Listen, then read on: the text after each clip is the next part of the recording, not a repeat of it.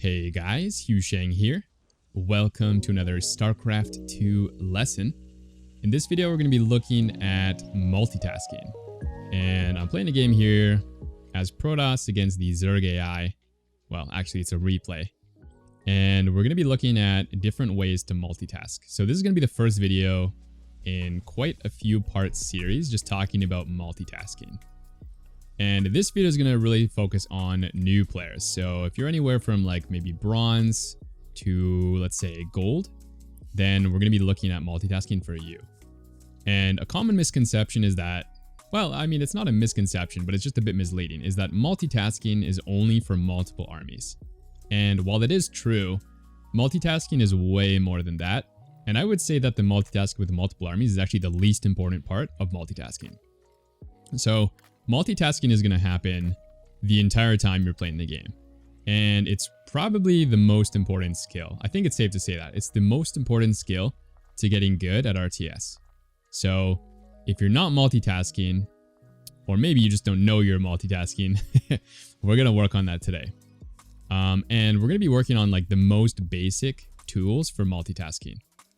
So one of the tools you're really going to want to get accustomed to, maybe you know about this already, is the shift function. And if you're building stuff without the shift function, you're going to be incredibly slow. So I'm going to show you an example here of using the shift function to get faster. And there's a position here pretty much in every Protoss build order. By the way, I'm going to be playing Protoss today, but you can do this with any race, and it's going to help you.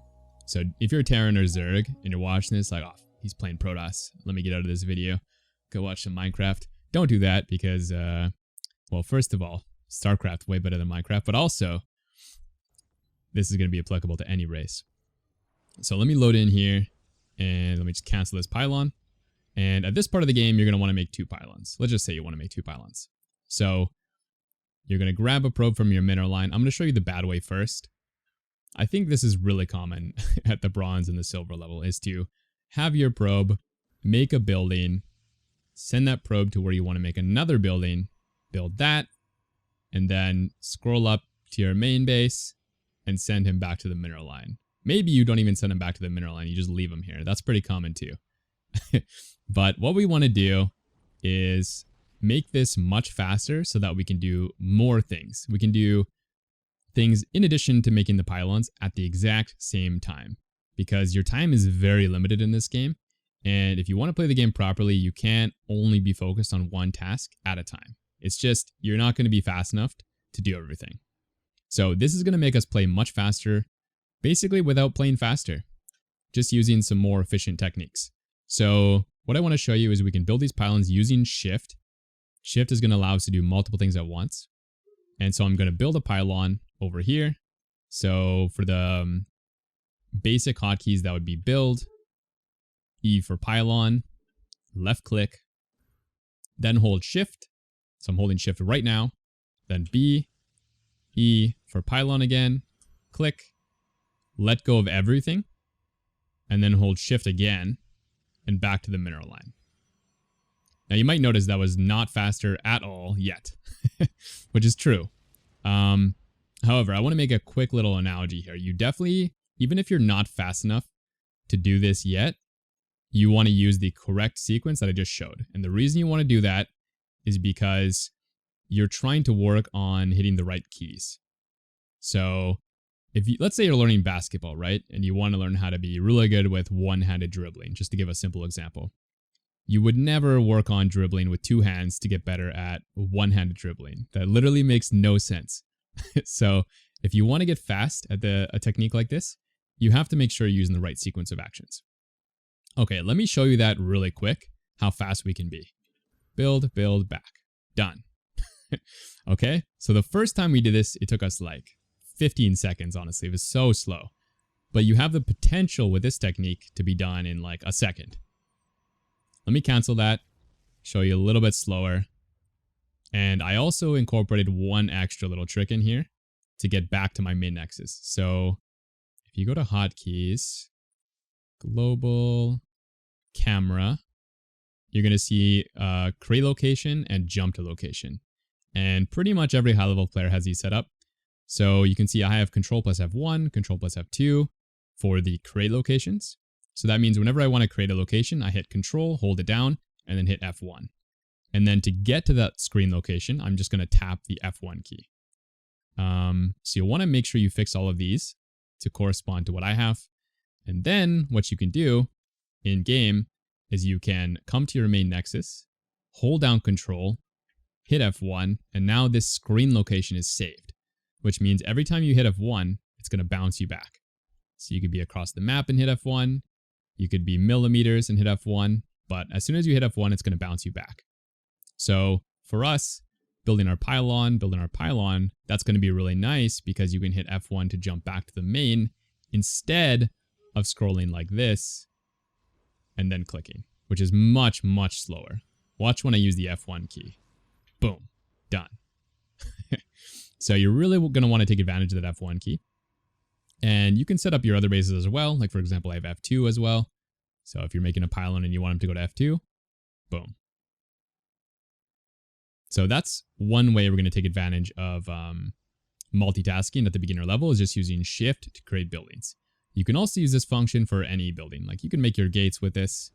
You can use a probe to move around. Like let's say you want to send a probe to their third base. So I click here. I'm going to use the minimap, and then I'm going to hold shift and send to the other third base. And you can see that's created a little movement here where he's going to go to this base, and then he's going to come check this base. So shift, a very, very helpful tool if you're a brand new player. That's going to make you play so much faster already. Even if you're like really slow at this, going from 15 seconds down to like, let's say 5 or 10 is such a massive increase already that it's going to help you a ton to play quickly. So if you're not using that skill and you're bronze or silver, or maybe even gold, this is probably a massive reason why. So take advantage of this, and that's going to be so, so nice for your speed. Okay, another thing though, I have another tip for you guys if you're in the bronze, silver, gold leagues, and that is involving queuing. So let me make some more buildings, some stargates, let's say, and let's maybe grab another nexus just to simulate this a bit better. And let's talk about the queuing. So if you watch some guides from other teachers, I think you're going to find people saying, do not queue more than one at a time. And technically this is true. It is true, but it's not really relevant for you as a new player if your money is high. So I haven't been playing here. We got a crazy amount of money. There's no reason for me to only be building one probe at a time, because the reason you want to only build one, probe or unit at a time is to save money. Because if we have zero money, well, let's not say zero, let's say 200 minerals, and we spend it all on probes, then we can't, let's say, build anything else because we already spent our money. It's just locked in our queue. Whereas if we make, 2 probes at a time and then we build a pylon and then we queue the probes again, we've managed to use all of our money at the same time.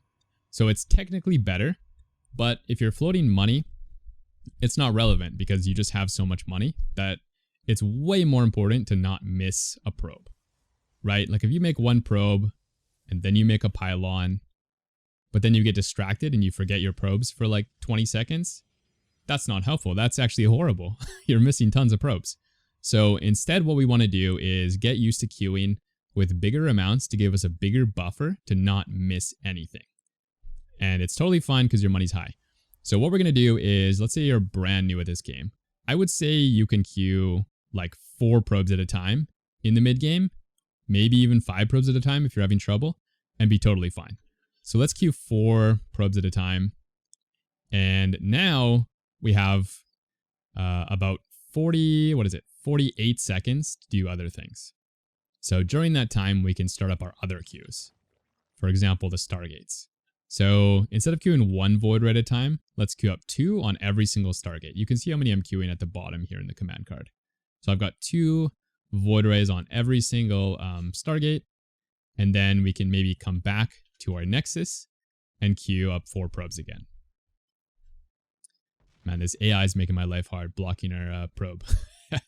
Let's queue up 4 probes again. Let's keep our void rays queued. And now, because we're queuing a little bit more, we have so much extra time. So now you can use that extra time to maybe make a bunch of pylons, maybe grab your gases. Notice I'm using the shift for each of these things. What else can we do? We can take another base.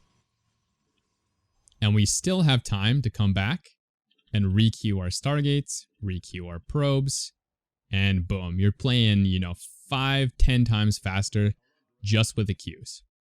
Now, obviously, I already said this is inefficient if your money's low. So what you want to do to improve is if you can queue 4 probes at a time and you're spending your money really well, let's say your money's down at like less than 500. That's when you're going to know you need to start queuing less. So if you can do that, if you can spend your money 4 probes at a time and multiple units on the buildings, then you can start doing it at, let's say, 3 probes at a time or even 2 probes at a time, right?